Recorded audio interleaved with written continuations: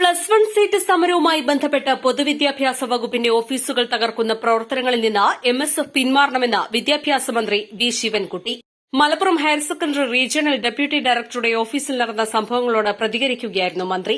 Malappuram regional deputy ഡയറക്ടറുടെ കാര്യാലയത്തിൽ ഒരു സംഘം MSFകാർ തള്ളിക്കയറുകയും RDD ഡോക്ടർ അനിലിന്റെ മുറിയിൽ പ്രവേശിച്ച് ഹയർ സെക്കൻഡറി +1 സീറ്റുകൾ സംബന്ധിച്ച് മന്ത്രി നിയമസഭയിൽ പറഞ്ഞത് തെറ്റാണെന്ന് എഴുതി നൽകണമെന്ന് ആവശ്യപ്പെടുകയായിരുന്നു.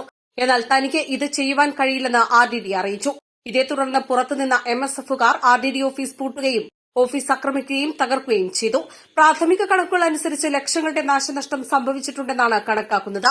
വളരെ ശാന്തവും മാതൃകാപരവുമായ പ്രവർത്തനങ്ങൾ നടക്കുന്ന പൊതുവിദ്യാഭ്യാസ മേഖലയിൽ അനാവശ്യ സംഘർഷങ്ങൾ ഉണ്ടാക്കുന്ന MSFന്റെ നടപടി പ്രതിഷേധാർഹമാണ്. മുസ്ലിം ലീഗ് ഇക്കാര്യത്തിൽ ഇടപെടണമെന്ന് അഭ്യർത്ഥിക്കുകയാണെന്നും മന്ത്രി പറഞ്ഞു.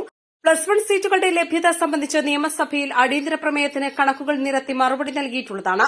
എന്നാൽ ഈ കണക്കുകൾ വകുപ്പിന്റെ വെബ്സൈറ്റിലെ കണക്കുകളുമായി പൊരുത്തപ്പെടുന്നില്ല എന്ന ചില ആക്ഷേപങ്ങൾ വന്നിരുന്നു. പൊതുവിദ്യാഭ്യാസ വകുപ്പ് ഇക്കാര്യങ്ങൾ വിശദമായി പരിശോധിച്ചപ്പോൾ നിയമസഭയിൽ പറഞ്ഞ കണക്കുകളും വെബ്സൈറ്റിലെ കണക്കുകളും ഒന്നുതന്നെയാണെന്ന് ബോധ്യപ്പെട്ടു. ആദ്യ 3 അലോട്ട്മെന്റുകൾക്ക് ശേഷവും മലപ്പുറം ജില്ലയിലടക്കം സീറ്റുകൾ കുറവുണ്ടെങ്കിൽ അത് പരിഹരിക്കാമെന്ന് നിയമസഭയിൽ തന്നെ ഉറപ്പു നൽകിയിട്ടുള്ളതാണ്. വസ്തുതകൾ ഇതായിരിക്കെ ഒന്നാംഘട്ട റാങ്ക് ലിസ്റ്റ് പ്രസിദ്ധീകരിക്കുന്നതിന് മുൻപ് സമരം പ്രഖ്യാപിക്കുകയും മൂന്നാംഘട്ട അലോട്ട്മെന്റ് പ്രസിദ്ധീകരിക്കുന്നതിന് മുൻപായി ഓഫീസുകൾ ആക്രമിക്കുന്നതടക്കമുള്ള കലാപം സൃഷ്ടിക്കുകയും ചെയ്യുന്ന MSF ബോധപൂർവം രാഷ്ട്രീയം കളിക്കുകയാണ്. ഇതിൽ നിന്ന് MSFനെ മുസ്ലിം ലീഗ് പിന്തിരിപ്പിക്കാൻ തയ്യാറാവണമെന്നും മന്ത്രി പറഞ്ഞു. News desk east live.